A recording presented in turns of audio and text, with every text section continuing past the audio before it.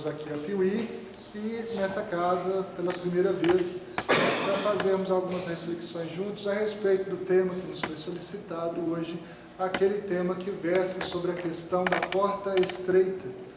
Se nós buscarmos nos evangelhos ditos canônicos, em Lucas e em Mateus, nós vamos encontrar no capítulo 13 de Lucas e no capítulo 7 de Mateus, de uma forma um pouco diferente, a mesma referência simbólica trazida por Jesus.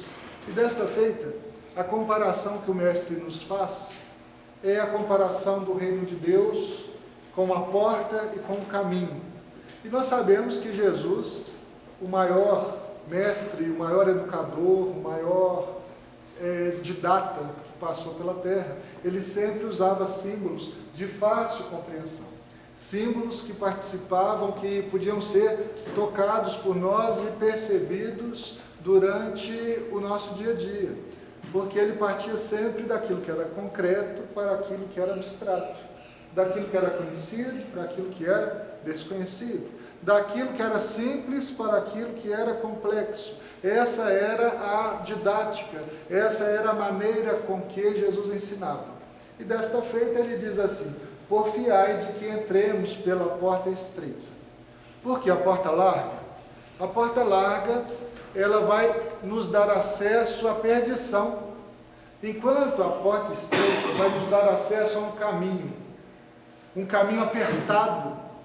Mas esse caminho apertado, aonde nós acessamos pela porta estreita, esse caminho nos conduz à vida. Olha que interessante. Então nós temos duas portas, dois caminhos e dois destinos. A porta larga faz com que nós tenhamos um caminho fácil, só que o caminho fácil nos leva à perdição.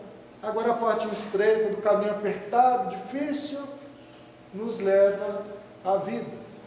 E o que é que Jesus então estava querendo nos ensinar nessas passagens?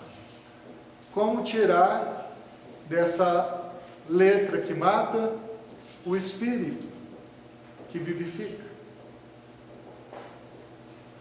Primeiro, nós sabemos que tudo que Jesus fala no Evangelho simboliza algo que há em nós, que há no íntimo de cada um de nós, porque nós e Deus temos unidade. As leis de Deus já estão incertas em nossa consciência, inscritas nessa centelha divina da qual nós somos, enquanto indivíduos, mas conectados sempre com Deus. Vocês se recordam daquela parte que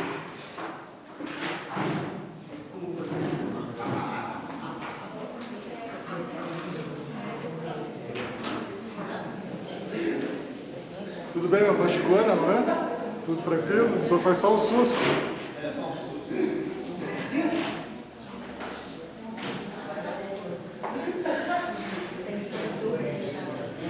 Não se preocupe, isso acontece.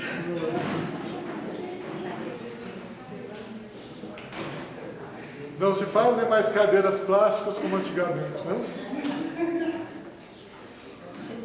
Então, olha só. Retomando então a reflexão, Jesus, durante o Evangelho, ele sempre nos fala que nós temos unidade com Deus. Ele sempre diz assim: eu e o Pai somos um. Quem me conhece, conhece o Pai. Aquilo que eu lhes digo, aprendi com o Pai. E tudo aquilo que eu faço, podereis vós fazer ainda mais. Ou seja, ele nos coloca como irmãos, filhos do mesmo Pai, causa primeira de todas as coisas, a origem de tudo, portanto, a nossa origem, a nossa paternidade divina, nós temos então comunhão, unidade com o Pai. E se é assim, então, todos os conhecimentos ensinados por Jesus partem dessa premissa. As respostas já estão em nós. E na passagem de hoje não poderia ser diferente. A porta e o caminho são caminhos interiores. Como entender isso então? A comunidade nossa, a sociedade nossa contemporânea, é uma sociedade utilitarista, que tem como foco, a maioria das vezes, a busca da felicidade. Vocês concordam comigo? Nós queremos ser felizes? As pessoas que estão vindo para Piuí, para ir na exposição, para ir no show, estão querendo ser felizes? Querem, não é? As pessoas que estão em casa, estão querendo ser felizes? Estão. Então a busca da felicidade é uma busca comum para a sociedade contemporânea. É uma meta, todo mundo quer ser feliz. Mas que felicidade é essa que nós estamos buscando? Aí o Evangelho de hoje nos ajuda a compreender isso. A felicidade da porta larga é aquela felicidade que nos remete aos prazeres do mundo, que nos remete ao mundo material, que nos remete à satisfação das nossas necessidades materiais. Por exemplo, vamos imaginar que uma pessoa, ela enriquece, se apropria de muitos recursos materiais, constrói uma mansão, compra um carro do último tipo, faz uma casa ali em Furnas, em Capitólio, compra uma lancha de último tipo, um jatinho para levar a pessoa de um lado para o outro, e aí vai, conquistas materiais, a felicidade do prazer, que na verdade não é felicidade, é prazer mesmo, porque é a satisfação dos apetites, das sensações, dos impulsos de natureza material. Então a pessoa que chega nesse nível de busca, ele na verdade está buscando prazer. Está obtendo prazer? Está. Está satisfazendo as suas sensações com um ambiente que os recursos materiais lhe propiciam? Sim. Mas eu pergunto para vocês, será que essa pessoa, mesmo tendo tudo de material, será que ela é feliz? Será que ela tem alegria espiritual? Será que ela tem consciência tranquila? Será que ela tem paz? Será que a busca do prazer faz com que ela seja uma pessoa plena? Os espíritos então fazem uma distinção entre prazer e alegria.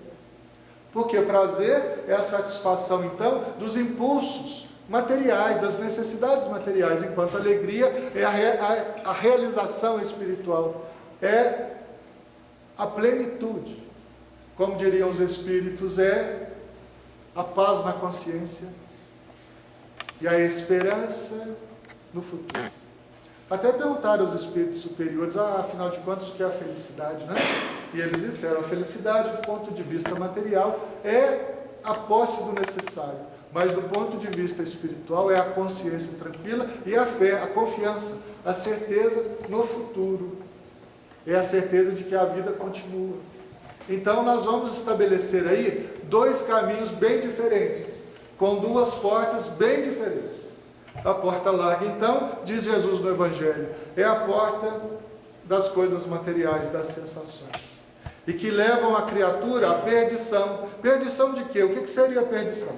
É quando o indivíduo perde-se de si mesmo. Olha que interessante.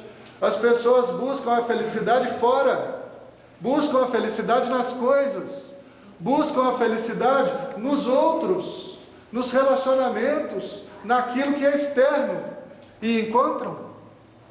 Não encontram, porque a felicidade não está fora de nós, a felicidade está dentro de nós. E aí vem o outro caminho, é o caminho da porta estreita, do caminho apertado, é aquele caminho para dentro de nós mesmos, aonde nós vamos atingir então a plenitude, aonde, diz Jesus, nós vamos alcançar a vida espiritual infinita. Meus irmãos, nós somos imortais. O Espiritismo nos mostra isso. A nossa passagem pela Terra é transitória. Nós somos imortais. O caminho estreito é aquele caminho que desperta em nós a consciência da nossa imortalidade. E quando nós temos essa consciência, os nossos valores se modificam. As nossas buscas se modificam. Querem ver um exemplo? Porta larga, busca do prazer e da realização exterior. Exposição de Piuí. caminho interior da busca da plenitude da vida espiritual, reflexões espíritas, na mesma opinião, percebe? A escolha é individual. Não que nós não possamos ir à exposição e aproveitar a festa, não é isso. É mais a alegria das pessoas que elas estão buscando lá fora, é satisfação de prazer. A nossa alegria é a realização espiritual e compreender que nós somos filhos de Deus, espíritos imortais e, portanto, vamos levar dessa vida tão somente aquilo que nós, espíritos, somos capazes de carregar. Mudou a vertente, mudou a ótica, mudou o ponto de vista, mudou a porta. Todos nós temos a porta. E quem vai escolher a porta? É o nosso discernimento. Quem vai escolher a porta? É o nosso livre-arbítrio. Você pode abrir a porta larga? Pode. Você pode abrir a porta estreita? Pode. Você pode escolher o seu caminho? É claro. Nem Deus interfere no seu livre-arbítrio. Contudo, o destino, digamos assim, o objetivo, a meta a ser alcançada, vai depender do tipo de caminho que nós escolhermos. Porque aí vem a lei de causalidade, de ação e reação. Se você escolheu porta larga, vai chegar na perda de si mesmo, porque vai se buscar nos outros, vai se projetar no mundo material. Enquanto que se você escolhe o caminho apertado, da porta estreita, você vai atingir a vida espiritual, a plenitude, a realização, o seu progresso. Há pessoas que passam aqui pela terra e saem daqui de uma forma muito semelhante àquela em que chegou. André Luiz trabalha isso, quando ele trata do conceito do espírito completista. Lembram desse conceito? O espírito completista é aquele que veio à Terra e fez aquilo que deveria ter feito. Cumpriu a sua meta, a sua missão. Atingiu o seu campo íntimo, se aperfeiçoando, se melhorando, sendo melhor, mais sábio, mais bondoso. Enquanto outros de nós, e grande parte, nós chegamos aqui no mundo material e nos iludimos com a matéria. E passamos uma encarnação inteira em busca de coisas materiais. E quando chega no final da existência, olhamos para trás e vamos verificar que espiritualmente, muitas vezes, estamos praticamente no mesmo nível em que estávamos quando chegamos aqui. Aí já é tarde, né? Aquela existência já está ao final, temos que aguardar uma próxima existência. E na próxima existência também muitas vezes nos iludimos. Porque esse mundo aqui, tangível, que nós chamamos de mundo físico ou de mundo material, é um mundo ilusório. A nossa realidade espiritual transcende a esse mundo. Como diz Emmanuel, o que há aqui é uma exteriorização de nós mesmos. A nossa essência espiritual está para além daqui. É como se aqui fosse o nosso reflexo. É como se nós vivêssemos no mundo espiritual e aqui estivesse a nossa exterioridade. Aqui, como se tivesse aquilo que os romanos chamavam de longa-manus, a nossa periferia. É como se nós estivéssemos lá no mundo espiritual e aqui vocês vissem a projeção da nossa realidade espiritual. Hoje em dia é fácil da gente explicar isso, né? Tem um projetor aqui de imagens. Vamos fazer uma semelhança. O espírito é o projetor, é o ser que pensa, que sente, que sobrevive à morte física. Agora o corpo, a vida material, é a projeção. Mas a projeção é fugaz, a projeção é transitória, a projeção é passageira. Mas nós nos apegamos à projeção. Nós queremos ser a projeção.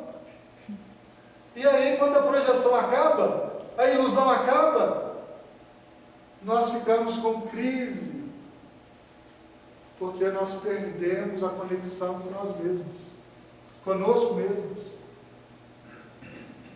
E é por isso que Jesus diz que a porta estreita da busca espiritual nos conduz à vida, à realidade espiritual. Enquanto que a porta larga nos leva para a perdição das projeções materiais do mundo. mas a escolha é nossa. E como nós estamos aqui na casa de Bezerra de Menezes, eu queria relembrar com vocês a história de um ser espiritual que escolheu a porta estreita, o caminho apertado, e que deu um exemplo de vida enorme para nós. A história dessa alma está pesquisada por um irmão nosso do Rio de Janeiro, o Jorge Damas Martins, que tem dedicado a sua vida à pesquisa dessa alma. E aí, alguns conhecem a obra, mas nós vamos lá, voltar um pouquinho atrás, e vamos falar da história do 13º apóstolo, que tem tudo a ver com essa casa. E vamos dar um passo no passado. E quando nós voltamos ao passado, chegamos aos tempos de Jesus, e nós encontramos lá um homem chamado Zaqueu, lembram dele? Zaqueu era um homem de baixa estatura, muito rico e generoso. Naquela época, os homens ricos, eles podiam participar de uma espécie de licitação de asta pública, onde eles adquiriam do Império Romano o direito de arrecadar os impostos numa cidade, em uma região. Então assim eles faziam. E aquele que ganhasse a asta pública tinha o direito de arrecadar os impostos naquela cidade ou região pelo prazo de 5 anos, desde que pagasse ao Império Romano antecipadamente o valor estimado pelo próprio Império. Então olha que interessante, vamos imaginar aqui a cidade de Piuí. Quanto de impostos a região de Piuí produz em um quinquênio, em 5 anos? Esse valor estimado pelo governo imperial de César, Império Romano, ele então seria antecipado pelo vencedor da licitação. E aí vocês poderiam estar assim se perguntando, né? Mas por que será que alguém pagaria a Roma antecipadamente 5 anos de impostos para depois arrecadar esse dinheiro de volta nesse período de tempo? Se vocês estivessem lá, vocês fariam isso? Se o prefeito de Piuí chegar aqui e falar, olha, Piuí arrecada em 5 anos X reais. Vocês me dão esse dinheiro agora, e nos próximos 5 anos vocês podem arrecadar aí o IPTU, o ISSQN, não é? E podem ficar com o dinheiro para vocês. Vocês iam aceitar? Iam, né?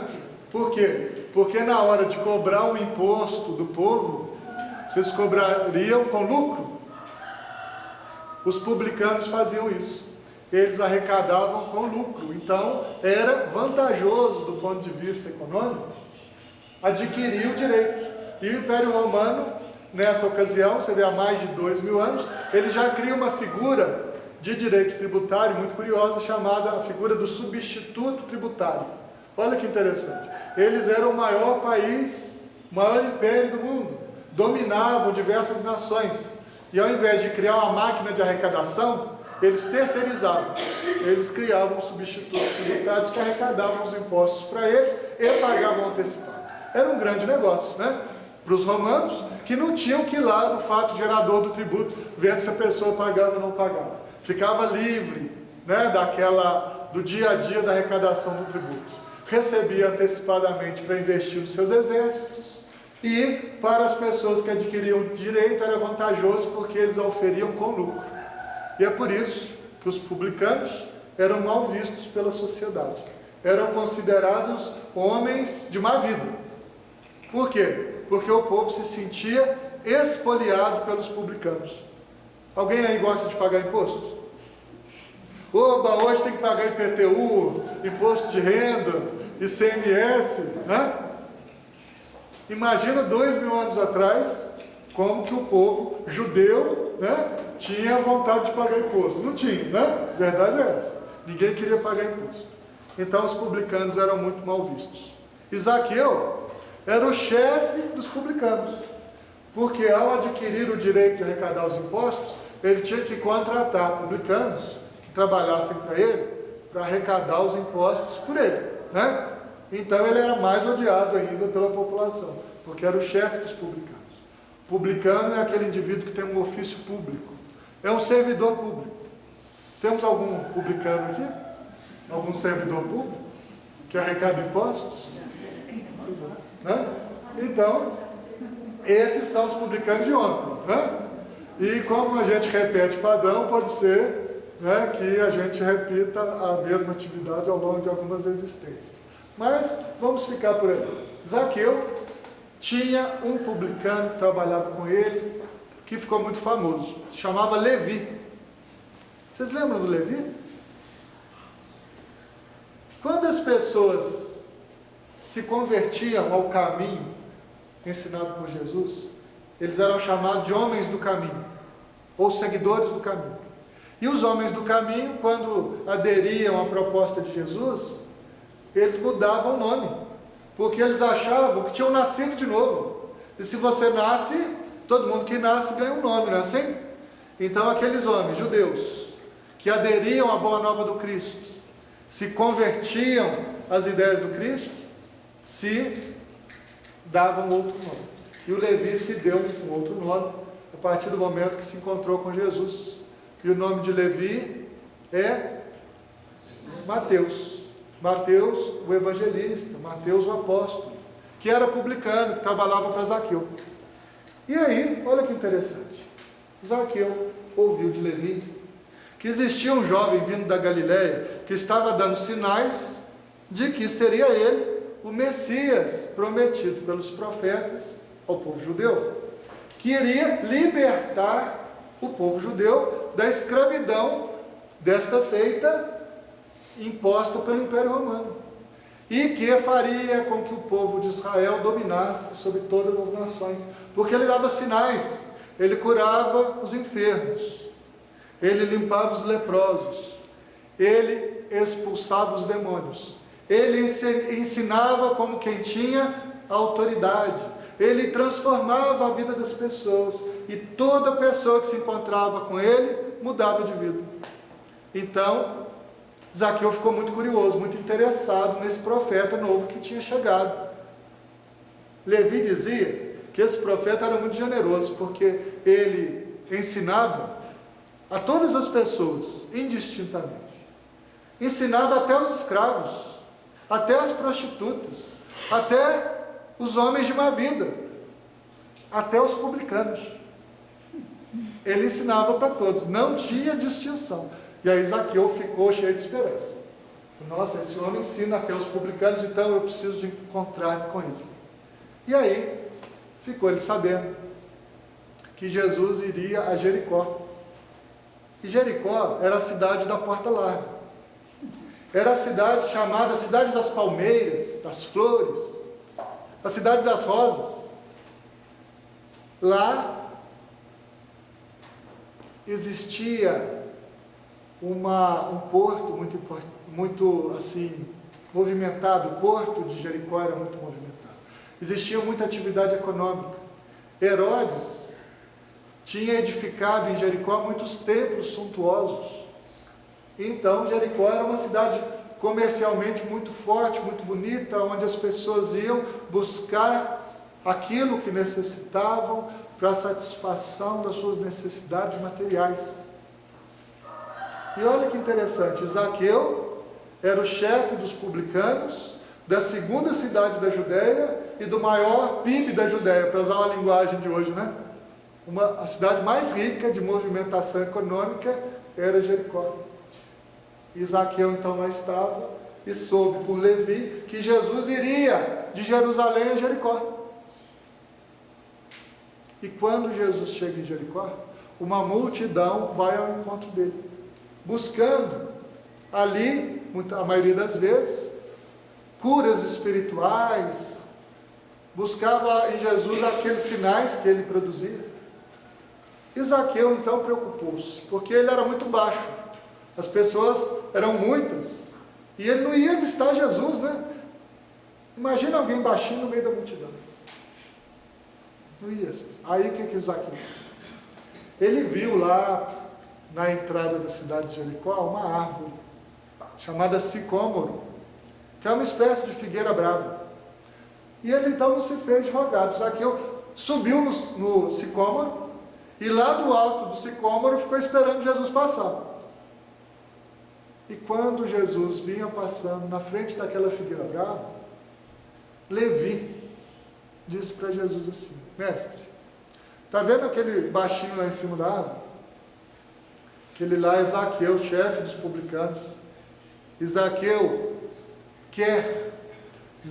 busca um encontro contigo, Senhor. Então, Jesus vai até a árvore e diz assim para Zaqueu: Zaqueu, apressa-te a descer da árvore, porque ainda hoje irei hospedar-me em tua casa. Dizem os pesquisadores que Zaqueu ficou tão emocionado com aquilo que caiu da árvore, como um fruto maduro. Caiu da árvore, foi correndo para casa, chamou a esposa, os colaboradores, ele era muito rico, tinha uma mansão, mandou com que eles então preparassem um alto banquete à moda assíria para servir Jesus. E então prepararam um banquete, e naquela noite ainda Jesus foi lá para entrar na casa de Zaqueu. A princípio para o banquete. E Jesus não andava sozinho, né?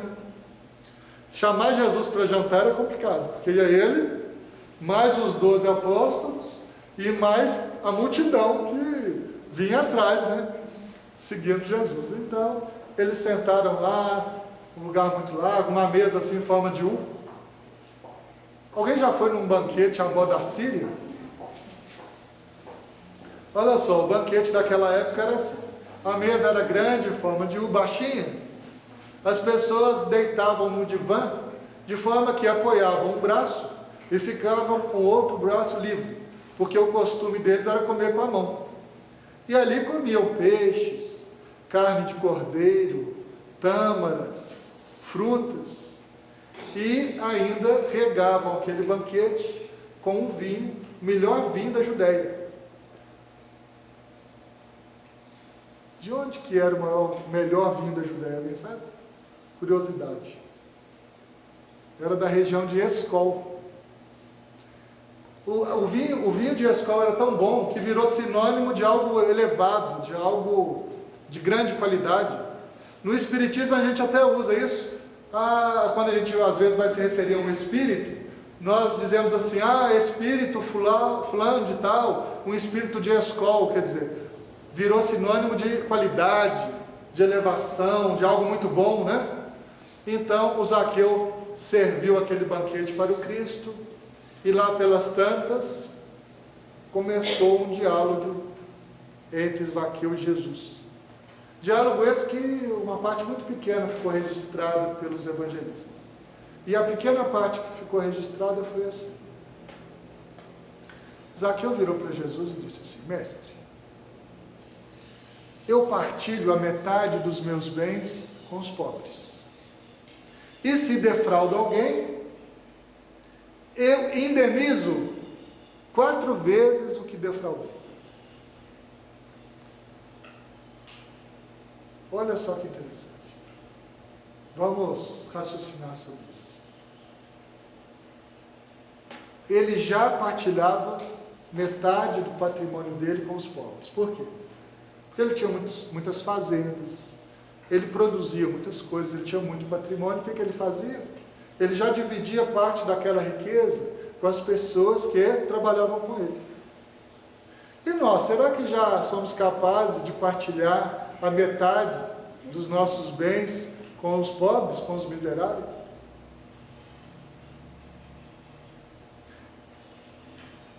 Somos capazes de partilhar algo de nós, benefício daquele que precisa?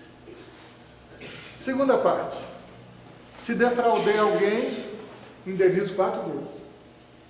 Olha, lá no direito penal do povo judeu daquela época, essa pena era a pena para o furto de um animal médio.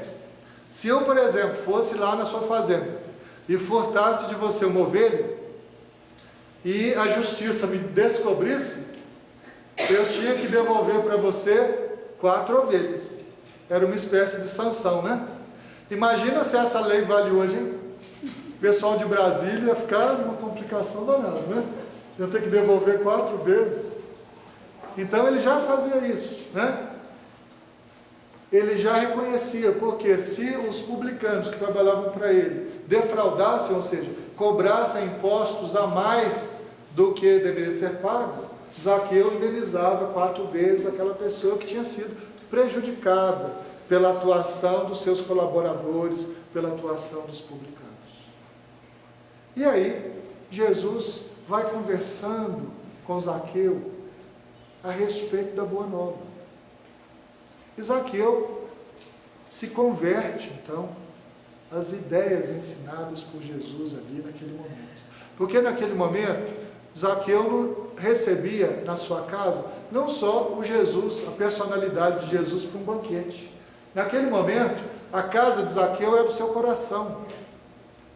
E quando Jesus ia hospedar-se na casa de Zaqueu, é porque naquele momento Jesus entrava no coração de Zaqueu como aquele que ensinava o caminho da vida. Porque ele falou em outras partes do Evangelho, né? Eu sou o caminho da verdade, o caminho da vida. Ninguém vai ao Pai senão por mim. O caminho apertado da porta estreita nos conduz à vida.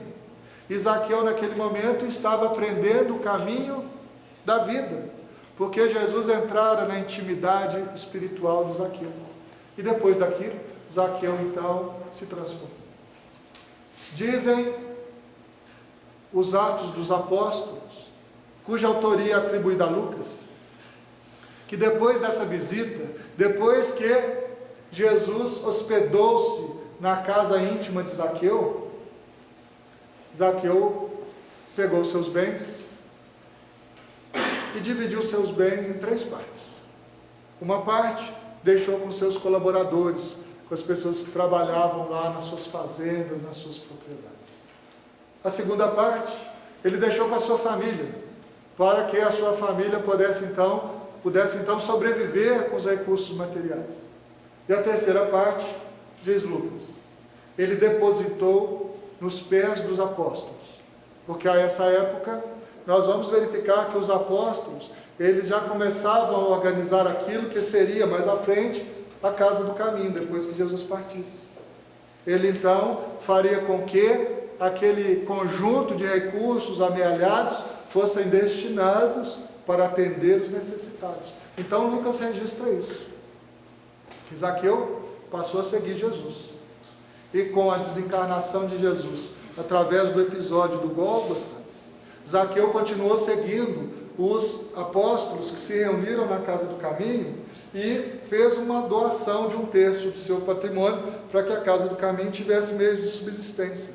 E era um seguidor de Jesus muito fervoroso.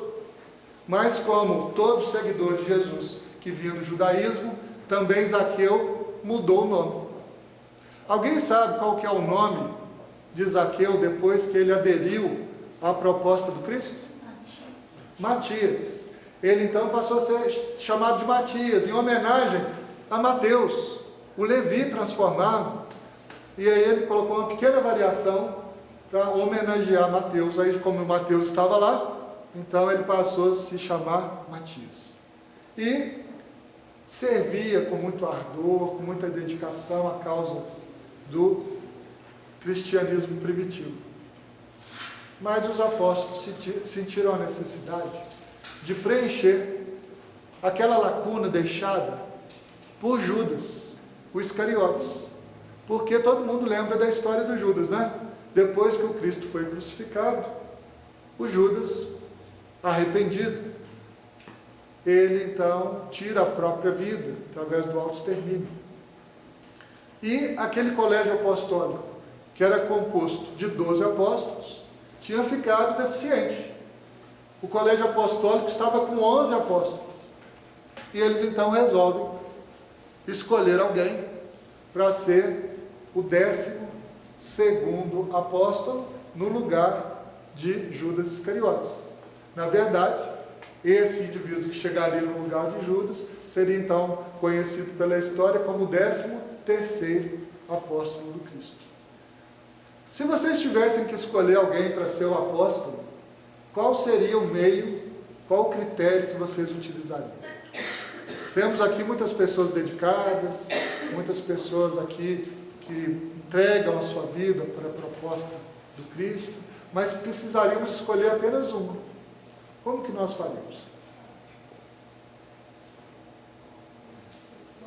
Diz Lucas que à época resolveram utilizar o recurso do sufrágio, da eleição. Mas a Casa do Caminho, os seguidores do caminho, já contavam mais de 100 de pessoas. Fizeram a eleição e deu empate. Olha que coisa interessante. Duas pessoas empataram no sufrágio. José Barsabás e Matias. Não confundam com Barrabás, né? Aquele prisioneiro, homem que era tido então como criminoso. Esse não, esse era José Barsabás, um dos primeiros seguidores de Jesus lá da época ainda da Casa do Caminho, do cristianismo primitivo.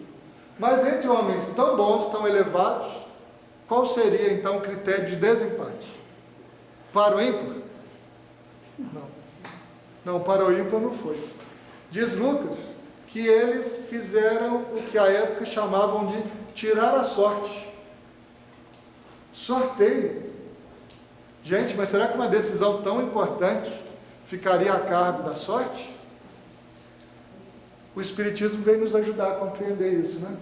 Os espíritos são capazes de interferir nas nossas vidas? Os espíritos são capazes de interferir sobre aquilo que a gente chama de matéria? Porque o que a gente chama de matéria, na verdade, é energia, né? Energia condensada, coagulada, cristalizada, conforme queira aí dar o nome. Então, o fato é que os espíritos podem interferir na energia. Então, eles podem interferir no sortilégio, na sorte, no sorteio. Podem interferir. Quando é conveniente, adequado, justo, útil, quando é útil. E aí diz Lucas, eles pegaram 2 pedrinhas, era o costume da época, e amarraram nas pedrinhas uma tira de couro. Numa tira de couro escreveram José Barsabás. Na outra tira escreveram Matias. Enrolaram as pedrinhas assim na túnica, as 2 pedrinhas, misturaram as pedrinhas e deixaram então que uma caísse. E a pedrinha que caiu tinha o nome de Matias. E Matias então passou a ser o 13º apóstolo no lugar do Judas Iscariotes. Olha que interessante. Matias então é Zaqueu, Zaqueu transformado. O Zaqueu que escolheu a porta estreita, que escolheu o caminho da vida espiritual, da transformação moral. É aquele Zaqueu que buscava a sua essência, a sua unidade com Deus. Isso foi tão veemente, foi tão importante, foi tão forte, que depois que Matias cumpre a sua trajetória aqui no plano existencial, na época do Cristo, ele desencarna. E segundo então a pesquisa que lhes referi, ele retorna em outras ocasiões. E aí o Jorge Damas pesquisa, através da mediunidade de alguns médiuns, não sei se vocês confiariam nesses médiuns. Por exemplo, Francisco Cândido Xavier. Dá para confiar? Divaldo Pereira Franco. Ivone do Amaral Pereira. Newton Boechat. Está um time bom? Tá? Desculpa. Ele então se debruça sobre as obras trazidas por esses médiuns abençoados e descobre então que Matias retorna à Terra na personalidade de Quinto Varro, depois na personalidade de Quinto Celso, depois na personalidade de Parmênio, mas depois ele volta à Terra numa personalidade muito conhecida, muito querida, muito amada por todos nós. Porque Matias resolve então retornar à Terra lá pelo final do século XIX. Perdão, lá para o início do século XIX. E ele escolhe reencarnar no Brasil. reencarna numa cidadezinha do Ceará, chamada Riacho do Sangue. E renascendo na cidade de Riacho do Sangue, no Ceará, ele, quando jovem, resolve fazer medicina e vai estudar medicina no Rio de Janeiro. Com toda dificuldade, com muita luta, se transforma em médico, se filia às fileiras do Exército Brasileiro como médico, trabalha muito, se envolve na política, deputado do Império, exerce o cargo que seria hoje o de prefeito do Rio de Janeiro, desenvolve um dos primeiros planos ambientais do Rio de Janeiro na área sanitária para cuidar dos doentes a partir do saneamento básico. É empresário, se envolve em empreendimentos, mas quando esse homem já está maduro, lá pelos seus 50 e poucos anos, ele recebe de presente um livro que mudaria a sua vida. Dizem os estudiosos que era um livro assim, meio condenado, um livro que já tinha sido até queimado em praça pública, um livro de capa preta, em francês, o Livro dos Espíritos, que ele começa a ler num certo bonde, e vai lendo o livrinho no bonde até chegar em casa, e não para de ler o livro, e absorve aquele livro como algo que ele já conhecesse, e ele então se encontra diante do Espiritismo, através da obra de Allan Kardec. Se converte ao Espiritismo, que é nada mais, nada menos do que os ensinamentos de Jesus redivivos, na sua inteireza, na sua simplicidade, na sua profundidade. E agora, vibrando dentro dele, aquele Matias lá do passado, ele então adere à causa espírita. E uma das passagens mais assim marcantes dessa conversão se dá no prédio da Guarda Velha, no Rio de Janeiro, aonde, diante dos seus pares, diante da comunidade do Rio, que segundo alguns pesquisadores era uma assembleia de aproximadamente 2.000 pessoas, ele então professa a sua fé espírita. E a partir daí, a sua vida se transforma. Se transforma e ele começa então a cuidar dos cariocas. Vocês sabem quem são os cariocas? Os caris que vivem nas ocas?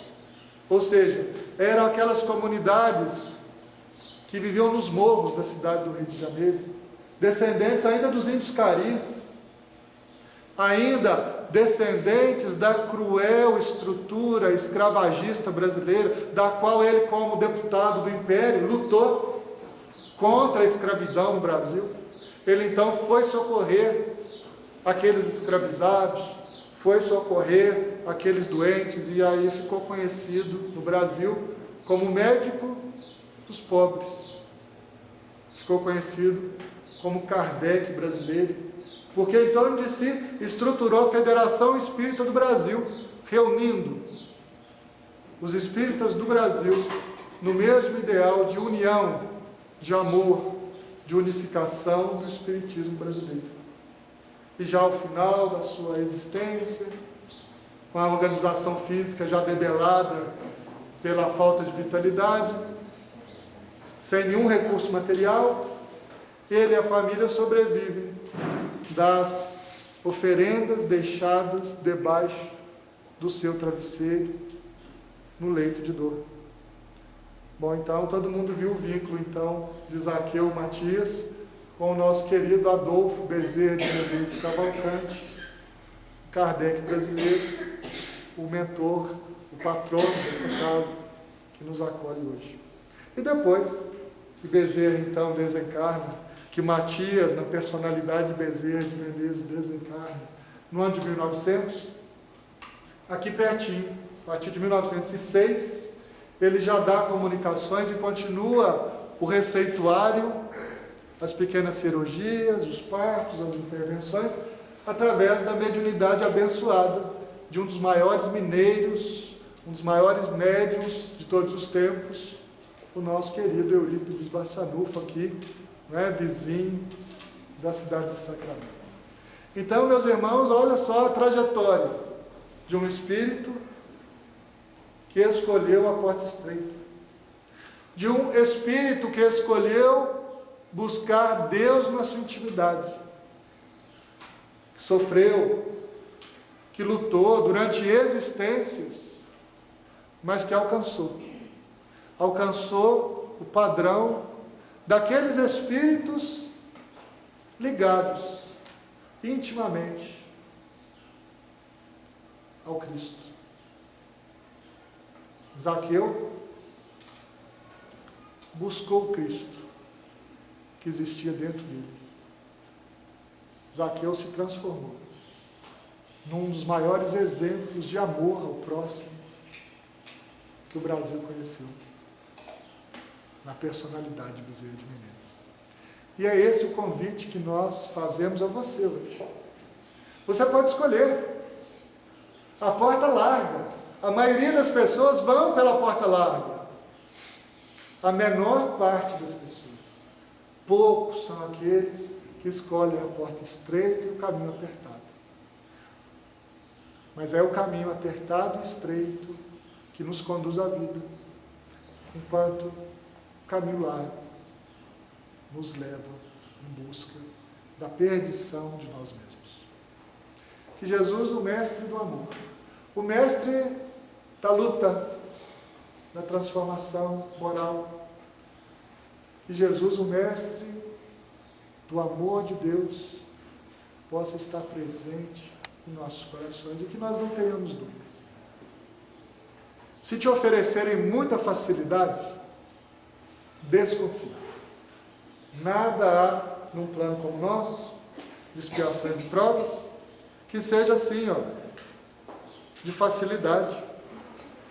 Aqueles que elegeram planos de facilidade vão se frustrar, porque o caminho desse plano é um caminho de lutas, é um caminho de esforço, é um caminho de trabalho interior, que exterioriza, que se manifesta através dos nossos atos, através das nossas obras. Muitos são chamados, poucos são os escolhidos. Anota Lucas que os derradeiros poderão ser primeiros, enquanto que há aqueles primeiros que poderão ser derradeiros. Então a escolha é nossa, é o nosso livre-arbítrio, é a nossa vontade, é a nossa busca. Essa é então a breve reflexão que nós gostaríamos de fazer hoje sobre esse Evangelho da Porta Estreita, que nós possamos estar atentos, que nós possamos usar o nosso discernimento, para que nós façamos escolhas certas, para atingirmos o objetivo das nossas vidas, que é o encontro da parcela divina que há em cada um de nós. Muito obrigado a vocês pela presença, pela oportunidade, pela atenção. Muita paz. Que Jesus nos abençoe e nos fortaleça sempre.